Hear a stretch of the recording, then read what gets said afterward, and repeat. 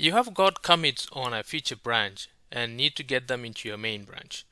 Git gives you two options, merge or rebase. Both works, but they leave your history looking very different. By end of this video, you will know exactly which one to use and when. So here's the situation. You are on a feature branch and meanwhile, your main has moved on. Both branches have new commits.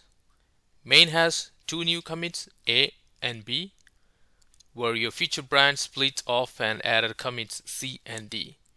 They are diverged. Now you need to combine them, and Git gives you two strategies. On the left side, you have Git merge. Git ties both histories together by creating a new merge commit. M. Your original commits stay untouched. The history is accurate. It shows exactly what happened and when.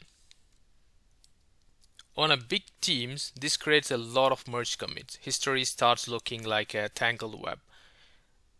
On the right side, you have Git rebase. Git replays your feature commits C and D directly on top of your main. They become like a C prime, D prime. The result a perfectly straight linear history, clean and easy to read. The trade-off, rebase rewrite those commit hashes, where merge preserves them. So when to use which one? Use merge for shared or public branches and never rewrite history other people depend on. Use rebase on your local feature branches before opening a pull request to keep the history clean. So the golden rule is never rebase a branch that others are working on. So what are the key three takeaways? Merge preserve history adds a merge commit. Rebase rewrite your history, create a clean linear log. Rule of thumb is merge for shared branches and rebase for local ones.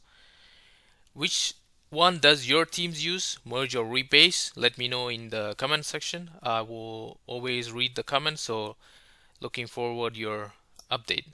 If you like this video and if you're not subscribed to my channel, subscribe for more tutorials like Git, and we'll see you in the next one.